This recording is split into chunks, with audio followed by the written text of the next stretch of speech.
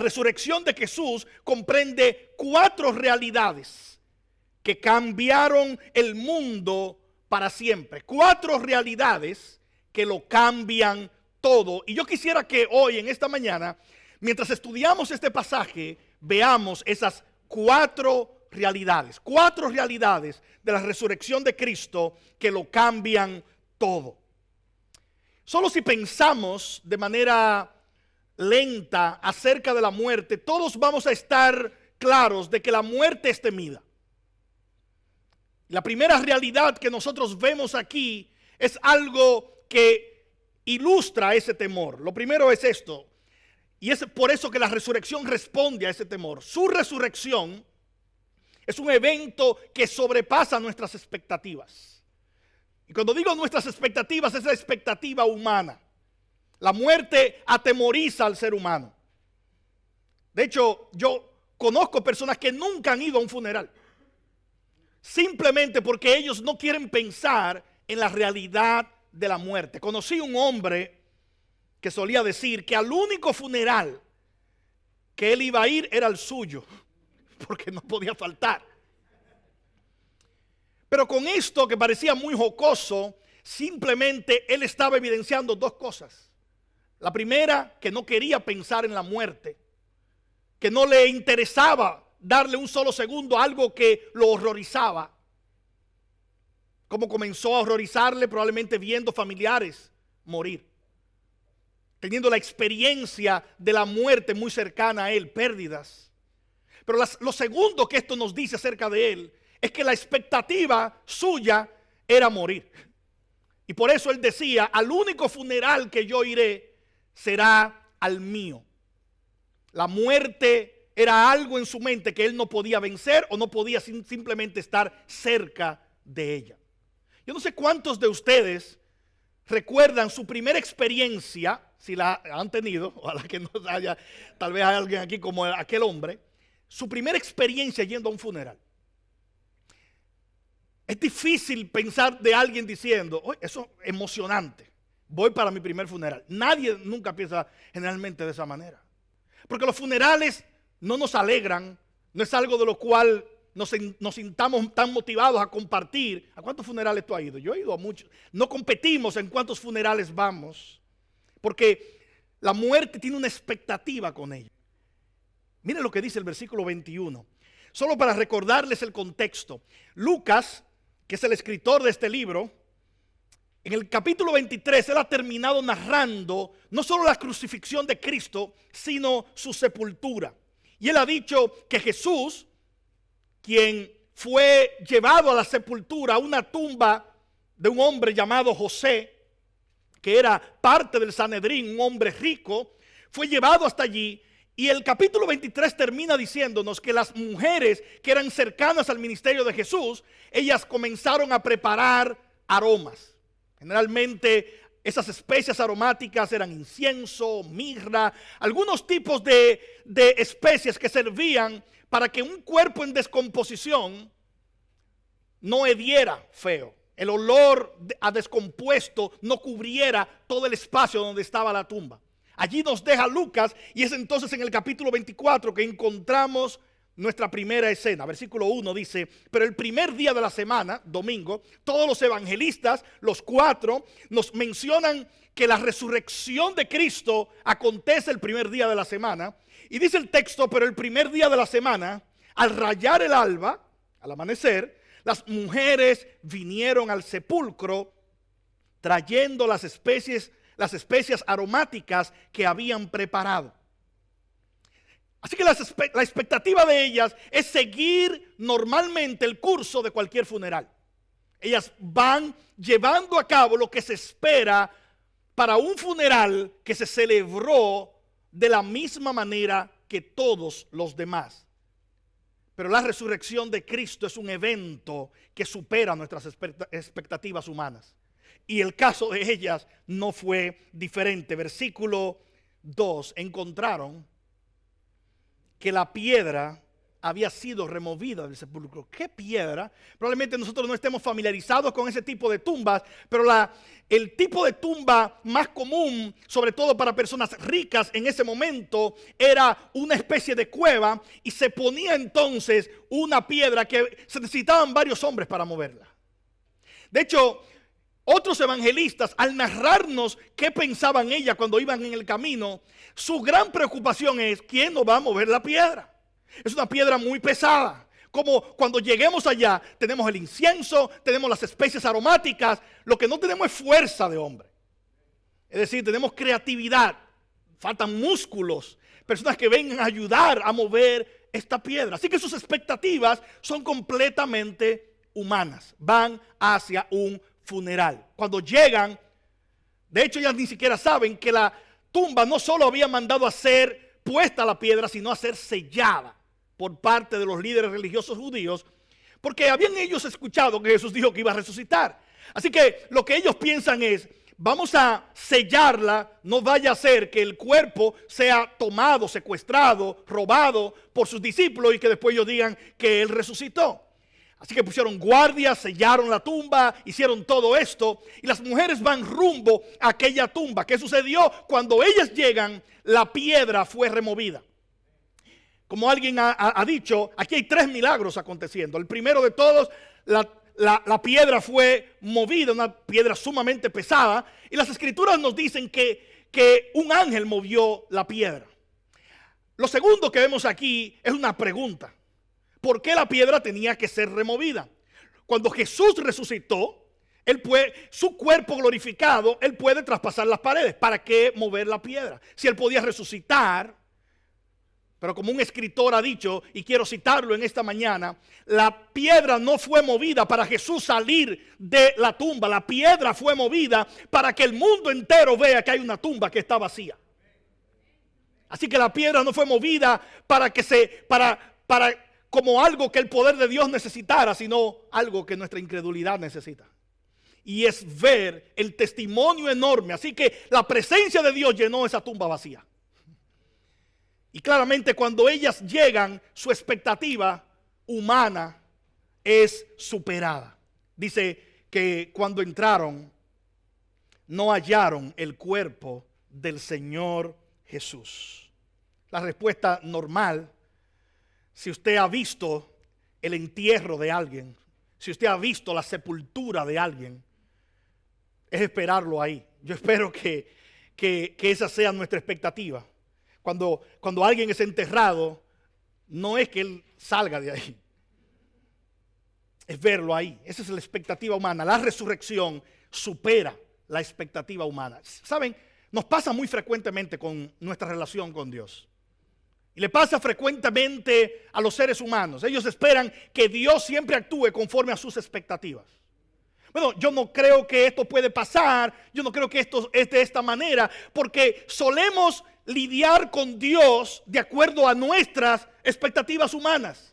Pero yo creo que aquí hay un gran recordatorio, de la misma manera que estas mujeres necesitaban recordar que Jesucristo no solo era hombre, Él es completamente Dios, y que por lo tanto tus expectativas humanas nunca van a ser las apropiadas para aplicárselas a Dios. Dios no puede ser metido en una caja. Dios es el creador del universo. Él es el Rey de reyes, Señor de señores, y quien tiene poder sobre todo lo que existe.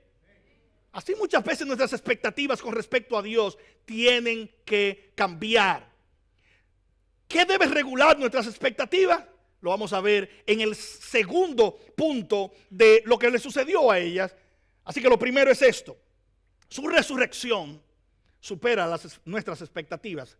Lo segundo, su resurrección, esta es la segunda realidad, es una evidencia que supera nuestras dudas. Es una evidencia que supera nuestras dudas. Versículo 4, parte A, hasta el versículo 8, dice: de pronto se pusieron junto a ellas 2 varones en vestiduras resplandecientes. Ellas están perplejas, están aterrorizadas, dice versículo 5. Sus rostros están en tierra, una figura que es difícil de no imaginársela. Están aterrorizadas con lo que ha pasado. ¿Qué sucedió con el cuerpo? Vimos el cuerpo allí. ¿Qué han hecho con el cuerpo del Señor Jesús? Y aparecen dos ángeles. Y dice la Escritura que la palabra de estos ángeles, la manera como Lucas describe estos ángeles, es diciendo dos varones en vestiduras resplandecientes. El texto original dice en vestiduras que eran como truenos resplandeciendo. Dice, esperando ellas aterrorizadas e inclinadas su rostro a tierra, ellos les dijeron: ¿por qué buscan entre los muertos al que vive? No es una pregunta para que ellas la respondan. No es una pregunta para que ellas digan, bueno, es que... No. La pregunta en sí misma, como un comentarista ha dicho, es una reprimenda, es una amonestación. La pregunta es esta: Cristo es el Rey sobre todo. Él es el autor de la vida. ¿Cómo es que ustedes están buscándolo en medio de los muertos si Él es el Dios de todos los vivos? Si Él es aquel que tiene poder sobre la vida, sobre la muerte, sobre todo lo que existe. Así que la pregunta es esta: ¿por qué buscan entre los muertos al que vive? Hay muchas personas buscando a Cristo entre los muertos. Y muchos buscan a Cristo donde Él no está. Y ellas comenzaron a buscarle en el lugar equivocado. En la tumba no buscas a alguien que tiene poder sobre la muerte. ¿Por qué buscan entre los muertos al que vive? No está aquí, sino que ha resucitado. No está aquí. Él ha resucitado. La proclamación enorme histórica es esta. Cuando tú revisas toda la historia, aún muchos que dijeron, yo soy un líder de una religión, aún muchos que dijeron, yo soy un profeta, aún muchos que dijeron, óiganme a mí que yo tengo toda la verdad, ellos murieron y están en sus tumbas. Si usted va y busca Mahoma está en su tumba. Buda está en su tumba. Confucio está en su tumba. Hay uno que cuando fue introducido a la tumba no hubo que ir a ver si estaba ahí porque no estaba allí. Él resucitó de entre los muertos proclamando que él no era un Confucio, él no era un Buda, él no era un Mahoma. Él es el creador de todo lo que existe y aquel que tiene poder sobre vida y muerte. Él vive. Él vive. Así que el cristianismo se sostiene en la evidencia gloriosa que supera toda duda. Ahora, ¿cuáles dudas fueron superadas con la resurrección de Cristo? Dudas nuestras. Miren lo que dicen los ángeles. Acuérdense cómo les habló cuando estaba aún en Galilea, diciendo que el Hijo del Hombre debía ser entregado en manos de hombres pecadores y ser crucificado y al tercer día resucitar. Cristo anunció eso. Su ministerio incluía la proclamación del reino y del rey que es entregado en manos de pecadores, que sufre la muerte que tú y yo merecemos, pero que se levanta al tercer día para proclamar que Él es quien dijo ser. ¿Cuáles evidencias hay de la resurrección de Cristo? Es una pregunta que mucha gente hace. Y la Biblia está llena de esas evidencias. Pablo dice en 1 Corintios 15 que Él le apareció a más de 500. Un autor llamado Timothy Keller, él menciona que cuando Lucas está haciendo su recuento, él menciona vez tras vez los nombres de las mujeres. Lo acabamos de leer. María, Magdalena, Juana, estaban allí. Y Keller muy acertadamente dice, la razón por la que él está poniendo los nombres es porque una cosa es decir, ¿sabes? En esa calle sucedió algo grandioso. ¿Quién lo vio? Mucha gente.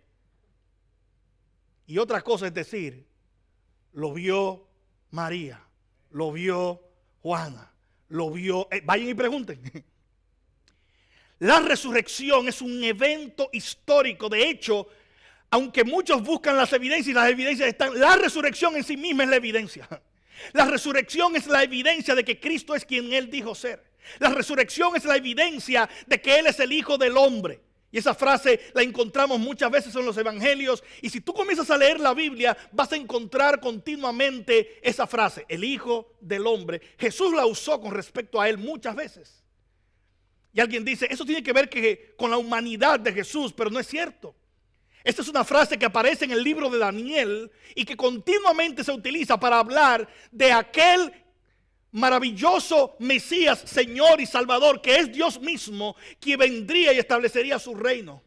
Y lo que el ángel le está diciendo a las mujeres es, no está aquí, ha resucitado, porque él dijo que iba a resucitar, porque él es el Rey de Reyes y Señor de los Señores. Él es aquel que esperábamos que es, pero que siempre ha sido. Él es la segunda persona en la Trinidad. Él es el Hijo de Dios, Él es el Señor, Él es el amo y creador del universo. El creer en Jesús incluye creer que Él era todo lo que bueno que nosotros podemos pensar, pero no puede quedarse allí. Debemos reconocer su grandeza y su señorío como el Dios eterno que gobierna sobre todo. Su resurrección confirma eso. Una cosa es decir, miren, yo puedo perdonar pecados. Y luego decir, y voy a resucitar de entre los muertos, como una confirmación de todo lo que yo he dicho. Una cosa es decirlo, muchos han dicho que van a resucitar. Muy cerca de nosotros, escuchamos de algunas sectas que han tenido personas que dicen, van a resucitar, ellos se quedan allí esperando la resurrección de esas personas. Pero ningún ser humano puede vencer la muerte a menos que ese ser humano sea Dios. Jesús, completamente hombre, completamente Dios, es el Hijo del Hombre y Él venció la muerte. Así que su resurrección es evidencia que supera la duda de quién Él era, pero también supera la duda de lo que Él hizo, porque su resurrección está ligada a su obra completa. ¿Cuál fue su obra? ¿Por qué entró a la historia? ¿Por qué Dios entró a nuestra historia? Él entró a nuestra historia porque tú y yo, todos estábamos muertos en nuestros delitos y pecados. Porque en Adán todos morimos. Porque en el primer pecado todos nosotros fuimos corrompidos por la naturaleza pecaminosa. Y porque delante de Dios necesitábamos una justicia que no teníamos. Su muerte en la cruz nos provee el perdón que no merecemos. Nos provee la justicia que necesitamos. Su resurrección, por lo tanto, es la culminación gloriosa de su obra terrenal en la que Él vivió la vida que tú y yo no podíamos vivir. Sufrió la muerte que tú y yo merecíamos sufrir. Leemos acerca de su crucifixión y vemos, oh, Jesús murió por los pecados. Déjame decirte algo, murió por tus pecados y murió por mis pecados. No es por los pecados como una nebulosa que está allí. La respuesta nuestra, por lo tanto, no es, wow, qué doloroso morir por los pecados, sino es mirarlo a Él como el único que podía pagar por nuestros pecados y decir, ahora cómo yo respondo a lo que tú has hecho. Y si quedaba alguna duda de que lo que Cristo hizo en la cruz del Calvario borraba nuestros pecados, la resurrección borró toda duda, porque al levantarse de entre los muertos, Jesús estaba diciendo, en la cruz yo llevé tu pecado, yo llevé tu maldad, yo llevé tu injusticia y te proveo justicia, y voy a demostrar esto resucitando entre los muertos. Y cuando Él se levanta entre los muertos, Él está diciendo, te lo dije, yo tengo poder para limpiarte de pecado. Hermanos, eso es exactamente lo que sucedió en su resurrección. Y es exactamente lo que los ángeles dijeron. El Hijo del Hombre debía ser entregado. Me encanta eso. No es que fue entregado, debía ser entregado. ¿Por qué debía ser entregado? Debía ser entregado porque tu pecado y mi pecado lo único que merece es la ira de Dios, la ira eterna de Dios. Y tú y yo no podíamos pagar esa deuda. Tú y yo no podíamos porque no somos perfectos.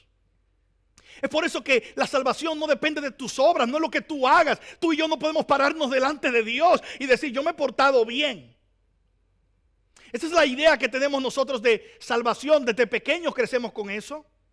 Y es, al final, cuando enfrentemos a Dios, Dios tiene una gran balanza. Nadie nos habló de eso, pero es como, traemos la idea de balanza allí, como si fuéramos colmaderos, como si fuéramos de un grocery store.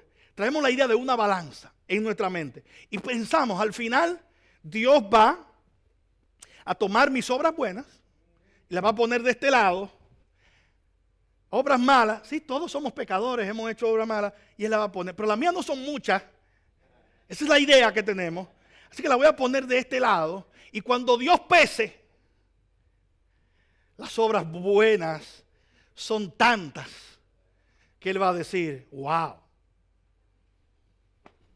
Es como si la balanza estuviera vacía de este lado. Son tantas tus obras buenas y entonces ahora eres salvo. Tienes la eternidad, la ganaste, la compraste, wow, necesitaba tus obras buenas. Hermano, esa es una idea totalmente ajena a la palabra de Dios. La Escritura nos dice que hay una balanza donde tus obras buenas pesarán más que las malas. La Escritura dice que uno solo de tus pecados pesa más que todo lo bueno que tú puedas hacer y ya todo lo bueno que tú puedas hacer está manchado por un solo pecado. Y déjame decirte, tú y yo tenemos más de un pecado. Así que necesitamos otra historia. Necesitamos otra historia.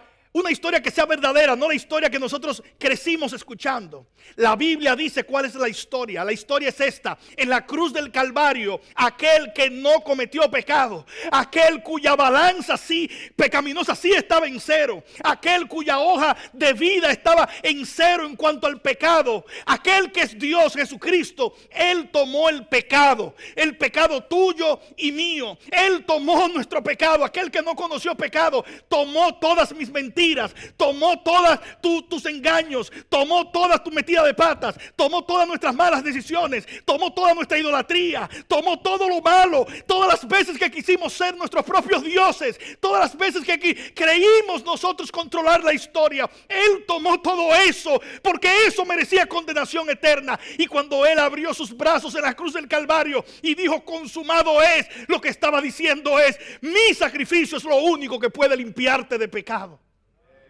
La gran pregunta es: ¿cómo yo sé que su sacrificio me puede limpiar de pecado? Él resucitó, Él se levantó de entre los muertos para decir: el Padre ha recibido mi sacrificio, Dios ha recibido mi sacrificio, y cualquiera que cree en mí tiene vida eterna sin importar lo que haya hecho. La sangre de Cristo lo limpia de pecado. Así que la pregunta es esta: ¿tienes dudas? ¿Cuál será tu respuesta cuando estés parado frente al tribunal de Cristo en aquel día?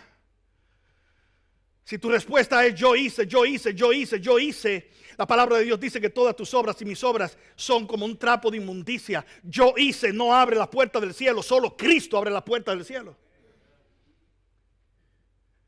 Así que ser un cristiano no es creerse que uno es bueno. Ser un cristiano es reconocer que sos un pecador y que solo Cristo puede salvar a los pecadores.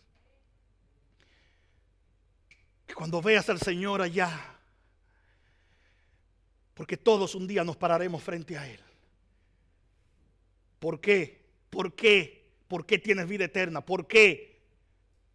Porque hubo uno que en la cruz pagó por mi pecado. Porque hubo uno que en la cruz y con su vida ejemplificó mi pecado. Pagó por él sin él nunca haber pecado. Y resucitó al tercer día para confirmar que eso era verdad. Su resurrección es evidencia que supera nuestras dudas. Tercero, su resurrección es un mensaje que sustituye nuestra misión de vida. Fíjense el versículo 8. Ellas llegaron temblorosas. Y cuando llegan temblorosas, no saben lo que ha pasado, ven la piedra removida. Entonces ellas se acordaron de sus palabras. Oh, gloria a Dios por la memoria. Ellas se acordaron de sus palabras. Cristo había dicho que iba a resucitar. Así que ya están allí en devoción, pero también están allí en duda. Pero las palabras de Cristo borran toda duda. Yo no sé qué duda tú has traído hoy, esta mañana.